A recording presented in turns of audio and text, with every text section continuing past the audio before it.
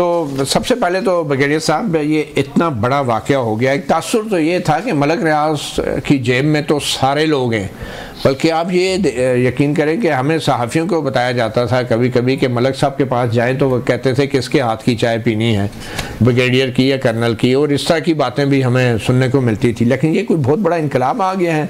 आप क्योंकि anti corruption के डायरेक्टर जनरल भी रहे हैं और फ़ौज के खुफिया अदारे SI में भी आपने काम किया है 7-8 साल, तो 7-8 साल आपने काम किया है। तो आपको क्या लगता है मलक रियाज के ख़िलाफ़ ये जो कार्रवाई है ये कोई इनकलाब है या कोई फिर एक हिकमत अमली है? आई विश कि ये कार्रवाई हो जाए। हमने बड़े इस तरह के स्लोगन सुने हैं कि जी कार्रवाई होगी, इस तरह ना करें। पहले तो नैब के हाथ ही काट दिए गए हुए हैं। आपके सामने जो पिछली गवर्नमेंट ने 18 अमेंडमेंट की, पर्सनल स्पेसिफिक, सिर्फ अपने केस जो मौजूदा हुकूमत है 47 की पैदावार है, जाली हुकूमत है, मुझे बताएं कौन सा मुल्क? लेकिन ये तो 1947 की पैदावार है ना। वो तो बात की मैं उस तरफ आ रहा हूँ। अच्छा। शुरू से ना अभी नैब ने ये कि नैब का देखेंगे कौन सा मुल्क है जी 50 करोड़ से आप नीचे का करप्शन कर लें, नैब उसका नहीं लेगी, उसका अपने प्रीव्यू में आप 49 करोड़ 99 लाख 99 रुपये कर लें तो उससे ऊपर वाला केस लेंगे।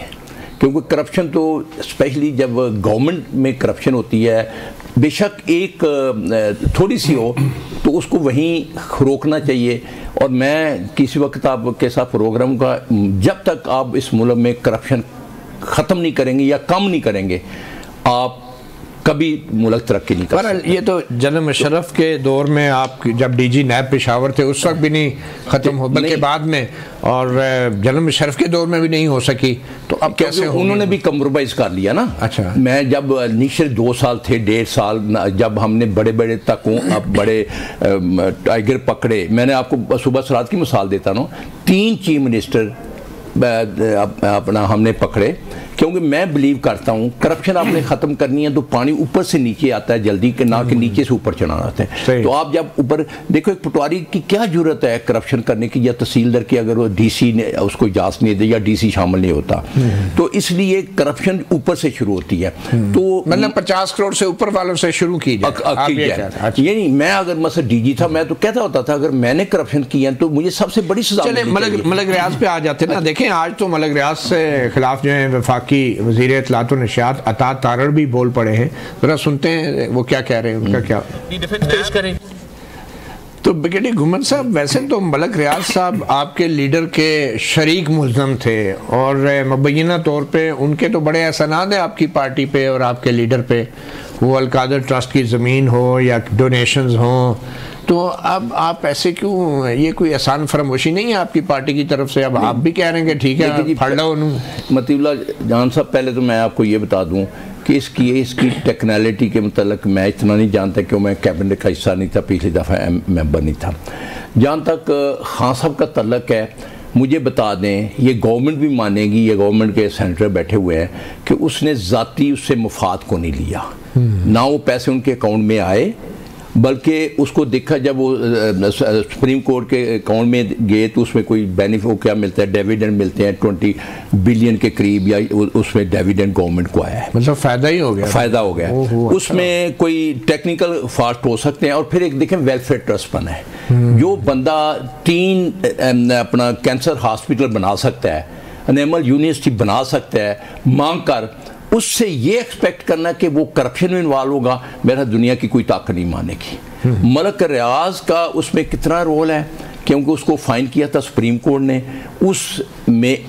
उसी के सिलसिले में वो पैसे जमा कराए गए, और वो पैसे पड़े कहाँ पैसे आए, वो सुप्रीम कोर्ट के अकाउंट में है या पाकिस्तान गवर्नमेंट वो पैसा, सुप्रीम कोर्ट का अकाउंट नंबर तो आपकी हुकूमत ने दिया ना, हुकूमत ने दिया ना, देना चाहिए था। वैसे उसमें करप्शन का एलिमेंट कोई नहीं है। अच्छा, आप बाकी उसमें प्रोसीजर मिस्टेक जरूर हो सकती है। वैसे वो पैसा अगर स्टेट बैंक या दूसरे बैंक में आता तो ज्यादा मुनासिब नहीं था। वो तो ये, लेकिन गवर्नमेंट देखें, वो मैंने कहा था वो गलती हो सकती है, टेक्निकलिटी उसको मैं तो नहीं करूँगा, लेकिन यहाँ तक उसको ये सजा दी गई है, उसको करप्ट कहना या उसको बददियानत कहना, ये मेरा ख्याल है इसको कहते सियासत है, ये सही इंसाफ नहीं है। चले। और जिस जज ने इंसाफ दिया है, मतीउल्लाह साहब यहाँ बात सुन ले, उसको क्या 2004-2005 में सुप्रीम, आपके बड़े साफ़ी एक नाम है हामिद मीर साहब ने टीवी पे कहा उसको डिसमिस किया सुप्रीम कोर्ट ने कि ये बंदा इस काबिल नहीं है, उससे आप अनफिट है और उससे आप फैसला करवा रहे हैं। बिल्कुल सही।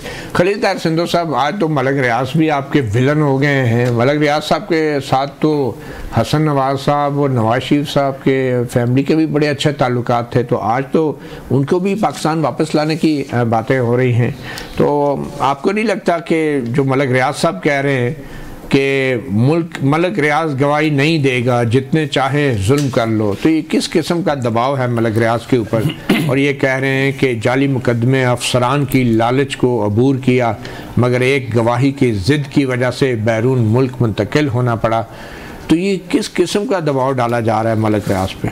बहुत शुक्रिया मतीउल्लाह जान साहब। सबसे पहले मैं चौधरी साहब का, ब्रिगेडियर साहब का बहुत दिल से एहतराम करता हूँ, करना भी चाहिए, बिल्कुल डेफिनेट, मेरे बड़े और मेरी बरादरी भी है, मैं सीधी बात करूँगा। और दूसरे नंबर पे जो उन्होंने बात की, सबसे पहले उससे इत्तेफाक करता हूँ कि करप्शन इस मुल्क का बहुत बड़ा मसला है, ये एडमिटेड फैक्ट है। जो आप फरमा रहे थे, आप चूँकि very senior seasoned anchor person है, ये पैसे जो आने थे, ये आने थे स्टेट बैंक के अकाउंट नंबर 1 में, ये सुप्रीम कोर्ट में पैसे नहीं जाने थे। लेकिन उस वक्त चूंकि वो कहते हैं ना किसी दा यार ना बिछड़े, तो ये कहते हैं किसी दा साकर नुसार ना बिछड़े, तो ये बात हुई उनकी कॉन्सेंट के साथ ही सारा। अभी बहुत कुछ होगा, मैं एक बुक लिख रहा हूँ चकवाल से बंदयाल तक, आप देखेंगे उसमें कितने कितने लोग आते हैं। अच्छा, हाँ जी, बिल्कुल रिसेंटली। और मैं आपको बंदयाल का तो नाम ले लिया तो आप सीधा जनरल फैज से बंदयाल तक कर देते, चकवाल से बंदयाल यही मतलब है। चलो बंदयाल का नाम ले रहे हैं तो फैज जनरल फैज का नाम ले रहे हैं, देता हूँ ऊपर। मैं मुझे इसका बुक का नाम चेंज कर लीजिए, kill my body not my soul. हाँ नहीं, ऐसी कोई बात नहीं है, बुक का नाम चेंज कर लीजिए, कर देते हैं। जब एक बात के लिए खुल के कर, मैं खुल को नहीं हो, जरा जोड़ अच्छा बन रहा है। अच्छा, उस किताब में क्या इंकशाफ कर रहे हैं? उसमें बहुत सारे इंकशाफात होंगे, जैसे फैसले किस तरह से हुए, फिर जो हमारा, जब मैं डिप्टी अपोजिशन लीडर था पंजाबी हमजा साहब के साथ, उस वक्त जो फैसला हुआ कि किस तरह से ये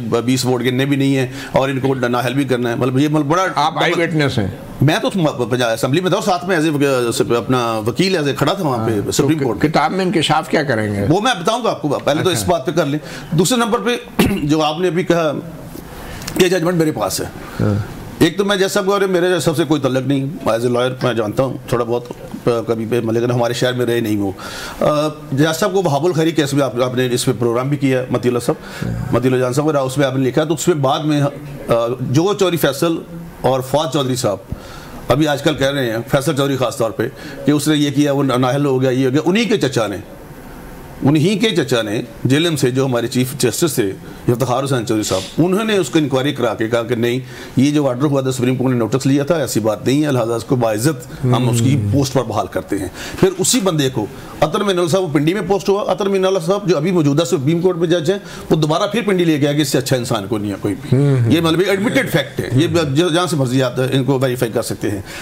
तो इसलिए दूसरी नंबर आ गई मलक रियाज साहब की बात। मलक रियाज साहब को ज़ाती तौर पे देखें, एज ए इंसान मैं उसको साथ कहूँगा, डेफिनेट कहूँगा, लेकिन जिस लेवल पे उनके चर्चे करप्शन के व्हाट्सएवर, और फिर जो अभी अलकादर ट्रस्ट के अलावा भी चर्चे सुने आप? बहुत सुने। तो पहले खामोश क्यों रहे आप लोग?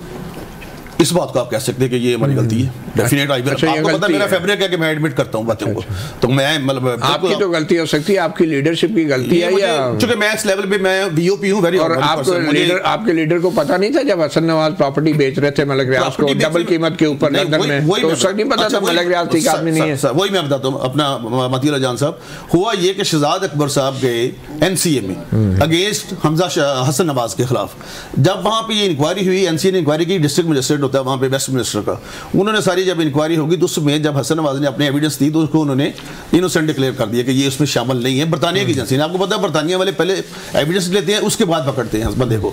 उसके बाद ये जो जिस तरह से ये पैसा आया और अलकादर ट्रस्ट बना व्हाट्सएवर, यहाँ पे बहुत सारे ट्रस्ट है, अगर ट्रस्ट ही बनाना है इन्होंने, मैंने पढ़ा था, मैं मतलब एज ए क्या कहना चाहिए, यू नो अपना bye religion I am Christian, लेकिन मैंने कुरान पाक तर्जुमा पढ़ा है, तो मैंने पढ़ा था किसी जगह पे कि ऐसी इस किस्म की कमाई से ना, जिस किस्म की मलक रियाज की कमाई है, उस तरह से इसके काम नहीं हो सकते जिस तरह से ये तो उस कमाई से हसन नवाज का फ्लैट खरीदा जा सकता है। वो तो फ्लैट खरीदा ना, ये ट्रस्ट की बात कर रहे हैं ना। वो तो पैसे दिए तो प्रॉपर्टी ले ली। अच्छा, तो मतलब इस तरह की डील ठीक है नहीं, एक आप चीज ले रहे हैं ना, उस वक्त की बात है जो भी व्हाट्सएप है।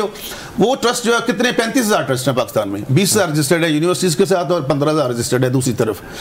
मतलब ऑलरेडी बहुत सारे ट्रस्ट मौजूद है। मैं ट्रस्ट के खिलाफ नहीं हूँ ना, ऐसी बात यह है कि जो तरीकाकार अपनाया गया कि आपने अपनी कैबिनेट को, क्योंकि ये जजमेंट है सुप्रीम कोर्ट की आपके पास, मतलब कैबिनेट को बीच में नहीं आना चाहिए था, आप ये कह रहे हैं। हुकूमत का क्या ताल्लुक है? कलेक्टिव रिस्पांसिबिलिटी होती है ना। वहां पे एतराज भी किया शरीफ मजारी ने और 2 मिनिस्टर्स और थे, खट्टक साहब और एक मिनिस्टर थे, कि ये आप गलत कर रहे हैं, बंद रखा। ये शहजाद अकबर अपनी वो कहते हैं ना, अपना नमाज़ें बख्शवाने गया और रोजे लेके घर आ गए, ये हुआ क्लियन के साथ। और इस वजह से अगर ट्रस्ट बनाना, ये तो 427 कनाल है, ये अपना 327 कनाल है, बनी गल 25 कनाल पे घर बना ले, बाकी सारे ट्रस्ट को दे दें। चलें ठीक है, एक छोटी सी ब्रेक लेते हैं। ब्रेक के बाद हम बात करेंगे। हमारे साथ आज मौजूद हैं जनाब brigadier retired Mohammad Aslam गुमन, PTI के रहनुमा हैं, कौमी असम्बली के मेंबर हैं, साबिक DG एंटी करप्शन है और नैब के भी पेशावर में DG रहे।